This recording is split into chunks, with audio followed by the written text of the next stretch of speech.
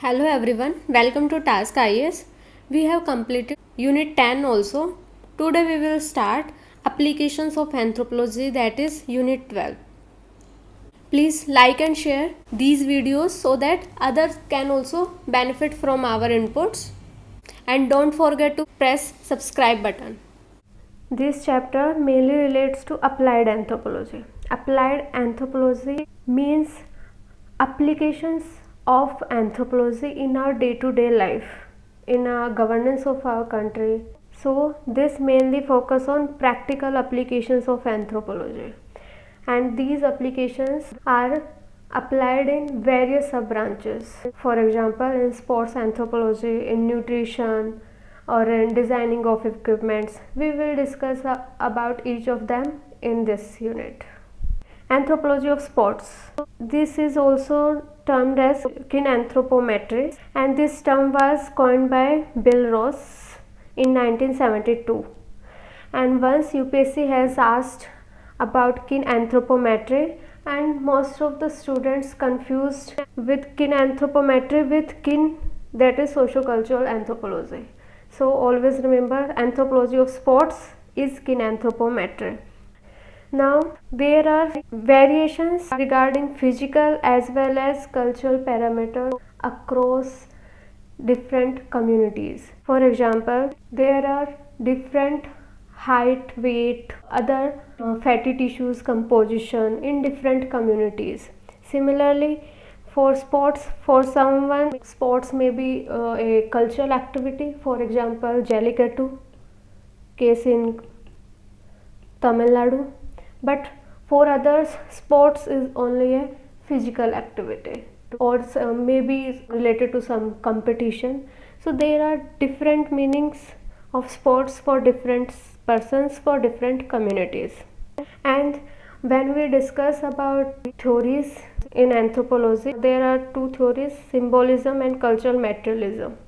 In symbolism, there are cases where this is shown that how some symbols, for example, if there is a bullfight in some tribal areas or in some islands, then how that fight is not only a sport or entertainment activity only, that has a symbol associated with it. For example, ballet fights. And secondly, cultural materialism. Here, how materialistic things, for example, equipments of sports have significance.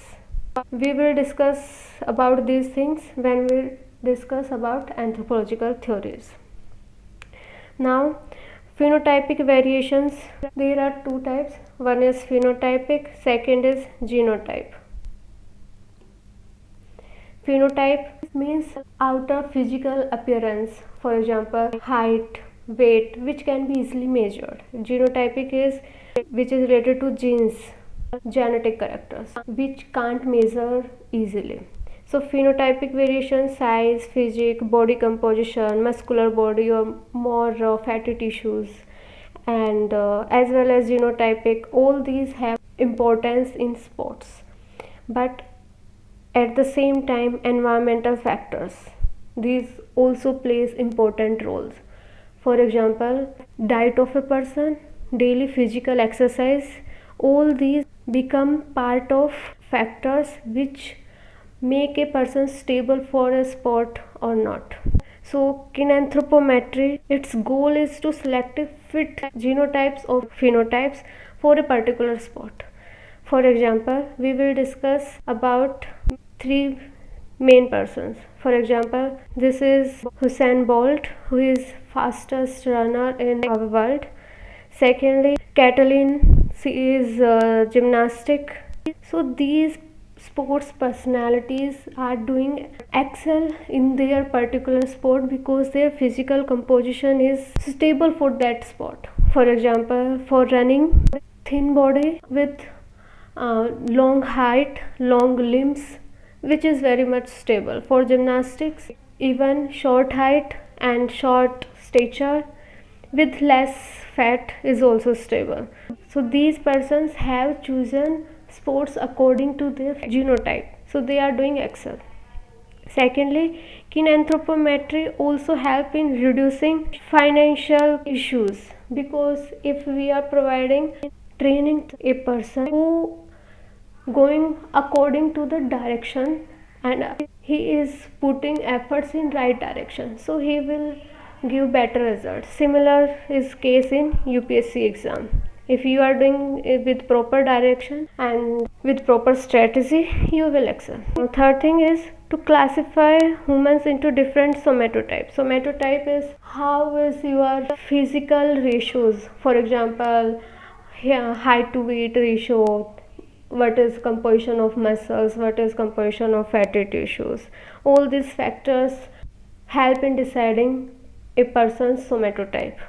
Now, fourth application is kinanthropometry also help in designing sports equipments. For example, particular bat size or dressing, all these things, if made according to the physical parameters of a person, then his efficiency will be improved. And special case is Sachidanand Narayan. He is one of important physical anthropologists who utilized knowledge of physical anthropology for making hockey sticks for tribal persons. And see smiling face there because they performed well in sports. Now nutritional anthropology, this is second topic. So in first topic, what we all have covered about kinanthropometry, then the Bill Ross, then the some theoretical model, symbolism, culture, materialism, then how the genotypic as well as environmental factors both plays important role. Then the applications, how the best it will help in choosing best person, then the reducing financial issues, then classifying person into different somatotypes, or and later in helping in designing sports equipments, and this is one of important example. Now the second topic, nutritional anthropology. Firstly, nutrition, this is needed for well working of our body, not only to avoid disease but also needed in healthy functioning of an individual. But nutrient has different biological as well as socio-cultural dimensions. Biological, because if someone is very tall, very big person, he needs more nutrient. Even in children and in the growth stage, more nutrient is needed. And socio-cultural dimension, because generally women are denied nutrient food, they are given less food, and also they usually eat fast in family. So all these factors have influence on nutrient intake of a person. Now there is some term that is anthropometry. This is how we measure our body's physical parameters, our height, weight, all these parameters, which will be included in anthropometry. So by measuring anthropometry, by help of anthropometry, we can use various physical parameters, and these parameters will be helpful in measuring nutrient level of an individual. For example, we can generally use age, weight and height, these parameters for measurement, and these are used in various indexes, even global hunger index, that use wasting and child undernutrition, child mortality, stunting, all these parameters based on these things. This is part of your current affairs, most of you have studied in general studies. Secondly, nutrient level also depends on hereditary as well as cultural part, because in some persons, although they are taking nutrient, their body don't absorb nutrients, so there may be any connection of hereditary. Now this is an image of Kwasi, if a child who is suffering from protein deficiency, so this is a case of Kwashiorkor. Now nutrient anthropology, we have studied what is it, how it is varied according to biological, cultural dimensions, where it is applied, for example in global hunger index. And second, if we see its application particular to India, then the Food Security Act of 2012. If we want to monitor how is its impact is assessment, then we can use anthropometry and nutrition anthropology knowledge. Second is the impact of the green revolution. All these factors can be used. And similarly, if there is case of kwashiorkor, we can take example of obesity also. This is also part of malnutrition. So now the nutrient anthropology also finished. Now the third topic is anthropology in designing of defense and other equipments. Anthropology knowledge, especially anthropometry, that we have studied recently. By application of anthropometry, we can measure our height, our limb size, our other organs. So it will help in designing special equipments or special devices for us. For example, during this time, mask for COVID-19. But if someone has very large mouth, or someone has very small mouth, so there can be some issues. So the sizes like small, medium, large, all these are based on applications of anthropometry, because anthropometry helped in making this classification. Now if we have to work efficiently, then equipment size, also clothing pattern, designing automobile seats, aeroplane cockpit, all these things will depend on anthropometry knowledge. And this application parts not a recent one, this was started even the World War II time also. And consider a particular case of jet aeroplane. Someone needs special suit to handle pressure, because there is low pressure in upper atmosphere. So according to the different situations, different circumstances, special equipment, special clothes are made, and all this is because of anthropometry knowledge. Especially if for recreation, travel, education, all anthropometry knowledge can be utilized, because if someone is sitting like this for 10 hours, 12 hours, but if we want to rest and there is a option of laying down horizontally this chair, then the study hours or the recreational activities in efficiency in these works can be improved. So it will help in convenience and the efficiency of the operator. So this topic also finished. Now last topic is forensic anthropology. Forensic anthropology mainly deals with applications of anthropology in solving crimes, in helping cases where violation of law has happened. For example, queries of law, solving crimes. Most of you are aware about this thing, because in CID this doctor help in solving cases by DNA analysis or by facial reconstruction. So you can easily correlate with this topic. In forensic anthropology, work is done mainly in two parameters. Firstly, identification of the dead person, and secondly, analysis of the skeletal remains which are collected from the crime site. Anthropologists utilize solving these cases also utilize knowledge of racial variations, because according to different races there is different nasal index, different facial index. So these indexes will help in eliminating who cannot be probable culprit, and also understanding post-mortem skeletal alternations, and these also help in personal identification. If someone is missing from a lot of time, then probably from a dead body there can be easily ways to identify this as particular person or not, by DNA analysis or by facial reconstruction or by analysis of the bones. So mainly applications are solving crimes, secondly identification, and this identification part is also helpful in migration cases. Now the methods and principle of personal identification and reconstruction. This is another topic given in our syllabus. Personal identification. This is needed in immigration cases, in crime cases, or even in identification nowadays in welfare measures. For example, to avoid ghost beneficiaries, for better targeting of schemes, crimes, migration schemes, and reconstruction. Reconstruction where person is dead or we have not any physical evidences of that person. So if we have some bones, some other tissues or any material left from crime scene, then we can use that part for identification. For example, if someone's skull is found, then we can also come to a conclusion where this is of human being or not. This is by the different bones we can analyze where this is of one individual or more than sex of every individual.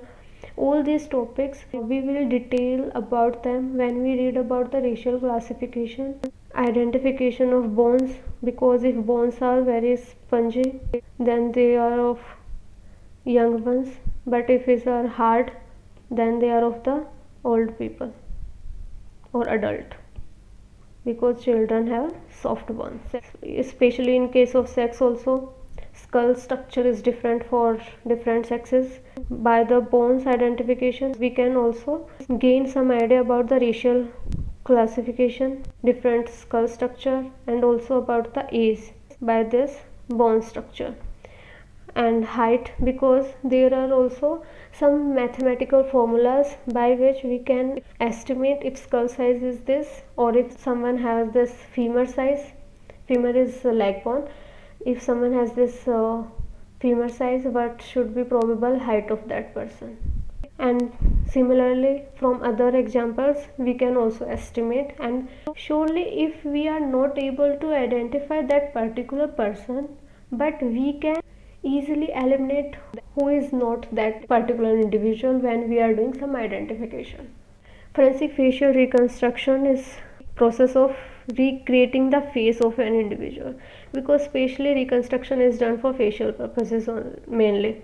And two methods of reconstruction: first is anatomical method, second is mathematical method. In the anatomical method we have all bones, and by arranging these bones we create the actual structure of that skull.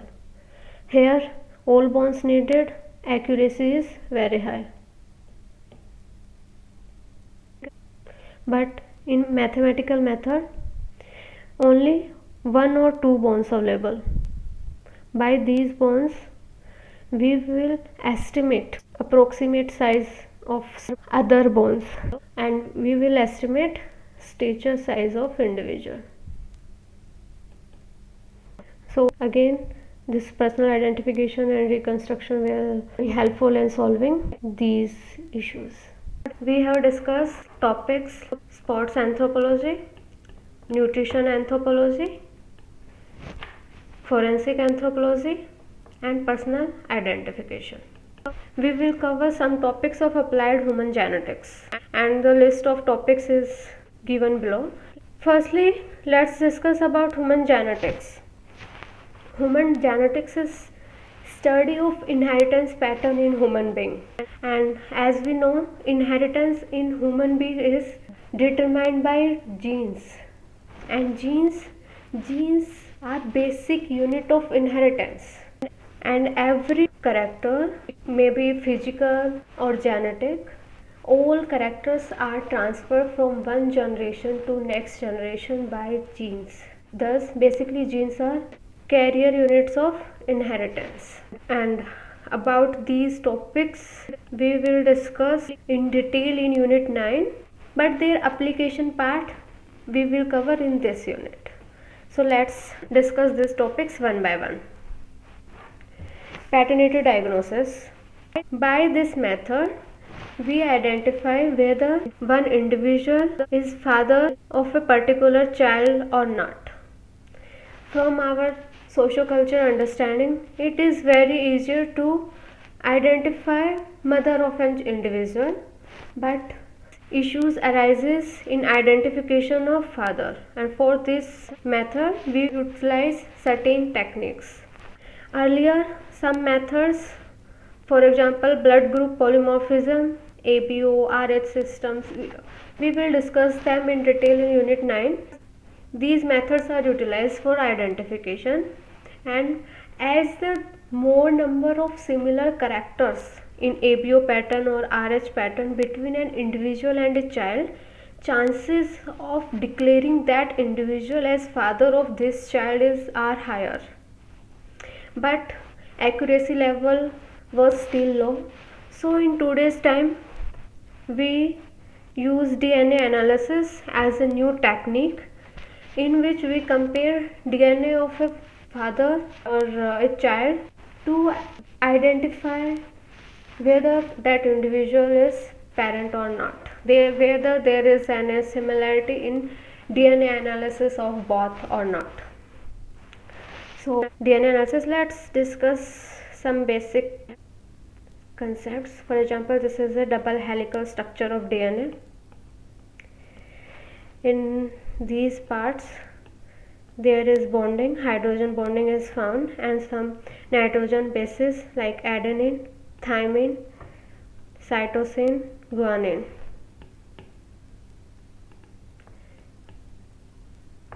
These are 4 basic units found in our DNA. Triple bond is here, second bond, double bond is found in this structure. In DNA of every individual, certain inheritance pattern is found. For example, if an individual is 1, he has A, C, T, G. Consider this is this helical structure. Second pattern is this. If there is A, this is T. If C, then here is C. If T, second child, consider it. Understand this like a coded term where this is particular pattern is found, and after that there is a repetition of this pattern A, C, T, Z, A, C, T, Z. In child we have found pattern of C, T, Z. If C here, G. If T here, its bonding will be with A. If G, C. So then this particular pattern C, T, Z, C, T, Z, C, T, Z, this particular pattern will be found. If we found that if there is any similarity between patterns, DNA patterns found between a individual and the child, then more the similarity, more will be chances that he is parent of that particular child. This is the basic concept which is utilized in DNA analysis, and for this analysis various techniques are further used. If someone is not understood these topics, then don't worry. Firstly, read about Unit 9, then you will understand these topics very easily. DNA fingerprinting. This is one of method where we identify parent or child relationship, or we utilize this as a technique for paternity diagnosis issues. This method is also called as DNA typing or DNA fingerprinting. Now there is particular method of this DNA fingerprinting, DNA analysis. There is this method is given. Let's understand this in detail. Firstly, we have taken blood or hair, any part of an individual, and this is from that we have extracted DNA. Consider this. Now we have break that DNA into small fragments. For example, this fragments by help of an enzyme. That enzyme is called restriction enzyme. Now after this is double strand, part of double stranded DNA structure. Now by help of electrophoresis we will separate them into single helical structure. Till now this helical structure is found in form of a layer above a gel surface. Now we will transfer it on a surface of membrane. These all steps are done to highlight that particular structure so that we can analyze pattern in detail. After that, this again structure on a membrane. Now radioactive labeled probe. These are some units, and consider them as a lock or key pattern, where by help of a key we analyze what is the pattern in that lock. So these are like key, these radioactive probes, and by which we understand the pattern present in our these DNA structures. They have complementary code, so they will fix with each other. So by this help we have find particular pattern among these DNA structures. And for better visualizing these structures, now we pass X-rays and we found a clear picture. Similarly, we can found these DNA structure of two person, consider it as an individual and child, and if there is any similarity in this structure, we can consider that that individual is parent of that child. So simple fingerprints that we have seen on our finger is also utilized for paternity diagnosis. Now we have considered paternity diagnosis, we have understood its method and one of technique of DNA fingerprinting. So here in this figure also have shown how the DNA fingerprinting of a child have similarity with father and the mother also. So where we can utilize this knowledge of paternity diagnosis. Application part is firstly property disputes, where issue regarding the inheritance of property is there. Secondly, regarding crime cases like rape cases, where we can analyze vagina fluid of a particular woman and then conclude that fluid has DNA composition of which individual. So in these cases we can utilize this paternity diagnosis knowledge. Now next topic is genetic counseling.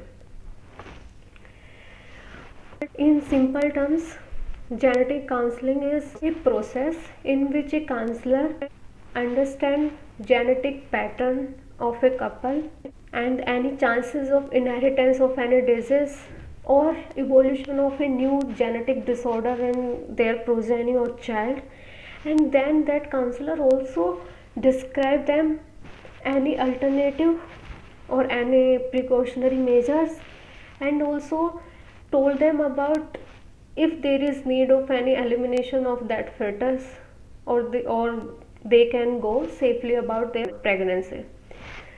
So although we have not heard about this in India, because this is currently mostly practices in developed countries and there also to some extent. So there is need to spread awareness about this technique. Now with scientist Harper, who have given a scientific definition of this. There is a proper process of this where counselor understands the all medical facts about their couple, then also understand any alternatives or the what course of action should they take, best possible alternatives, all this. So now we have understood that this is important for eliminating chances of any genetic disorder, and this will be helpful for parents so that they have not to bear any emotional or financial burden of a disabled child, and especially for that child, because if he is not a healthy individual, if he have not a dignified life, then it's better their parents have chosen some other alternatives. But there are also some concerns regarding this process, because if consider if someone is an employee in a company and his data regarding his genetic disorder issues of he or his wife and or maybe their coming progeny, if leaked, then there will be discrimination with that individual in company, and also the privacy issues data security issues. There is a need so that the awareness regarding this process is more. Also there some regulatory mechanism so that the negative consequences of any privacy or data security that can be addressed. Now the next topic is eugenics. As we all aware that science has both positive and negative side. It is human being which will decide he want to use technology for benefit or for harmful effects. Similar is the case with eugenics. Although this term was given by Francis Galton, and in simple terms, here interference with inheritance pattern of an individual is done.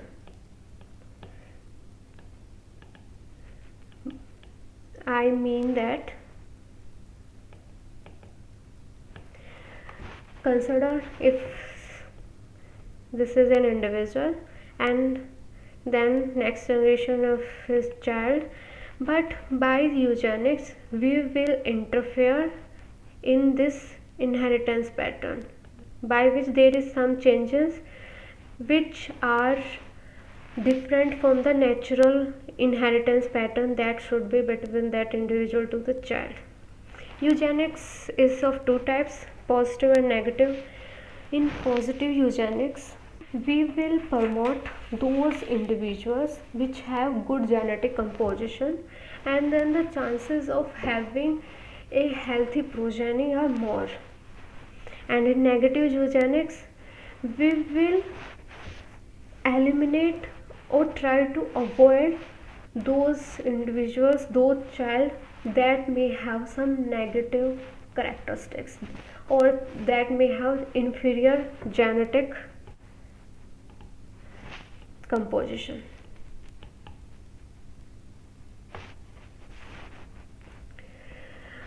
There are some ways by which positive eugenics and negative eugenics is performed. In positive eugenics, if someone is a healthy individual, then his marriage is done is at early age so that he have more reproductive age, and there will be more chances of having higher number of children.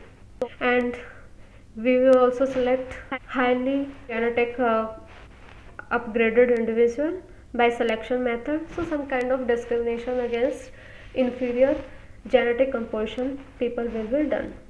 Secondly, gene therapy.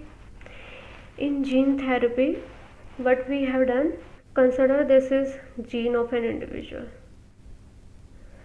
this is second gene, so we have identified this gene is defected, so by gene editing method, by any type of any surgery, we will replace this gene with new good gene. Okay, so by gene therapy we will improve genetic composition of an individual. Second technique is recombinant DNA technology. We will discuss this in next slides. So all these methods are part of positive eugenics, but in negative eugenics we will sterilize the defected people so that they can't produce a defected progeny, and also we will control immigration pattern or mating of those defected people so that there will be no chances that their mating will be done or they have any chances of having progeny. So by our common sense also we can analyze that positive eugenics is done in a good way and negative eugenics has some negative impacts. And best example of negative eugenics is this. You have heard about Nazism case where old people and sick people are died so that they don't have any contact with other people. So there is case of elimination of inferior genetic composition, and they have tried to improve genetic composition of the current population. So in conclusion, we may say that although positive eugenics is good to certain extent, but negative eugenics should be eliminated because there is a violation of human rights of those people who maybe have defective genetic composition, but we can't violate their rights of mating, their right of immigration. So there is a need to control these techniques, and human beings should utilize positive part and should avoid harmful effects on society. Now the next topic is DNA technology in disease and medicine. In DNA technology, we will understand about basic term, that is recombinant DNA technology. As its name suggests, recombinant DNA is recombined, where we combine DNA of two species. For example, this is donor having DNA this, and this is a vector. We are considering these terms as donor or vector for easy understanding, no specific terms for this. Now we have considered this is a bacteria, and why we have considered only bacteria you will understand later. And this is the DNA of that bacteria, and they have some specific structure called as the plasmid. Now we have broken this into simple parts, as we have understood this as a and restriction enzyme. We have earlier also used this enzyme. Now this DNA part and this plasmid structure, they all are combined with an enzyme called as ligase. Now new structure will be formed. This is recombinant DNA. So now I think you have understood why this technology is called as the recombinant DNA technology, because in this technique we combine DNA of two different species, and now the new structure is formed. This is the rDNA. After this, now this is a bacteria. This will be transferred in a bacteria having rDNA bacteria, and in culture medium there is a lot of rDNA bacteria will be formed, and number of this bacteria will be utilized so that we will get this n number of rDNA structures. Now consider we have formed this rDNA that codes for formation of insulin hormone. Okay, if we have utilized hair bacteria, then in a culture medium n number of bacteria will be grow faster as compared to an human being or higher organism. So we have utilized bacteria so that in short term we can gain large number of rDNA product and so large number of insulin. Okay, so industrial production at insulin level. So insulin production at industrial level is done by this method. This is one of application of rDNA technology. Another application is, consider this part is defected, so we have replaced this with this DNA. So now this will be healthy individual. So this is part of gene therapy technology that we have understood earlier also. So we can avoid genetic disorder also.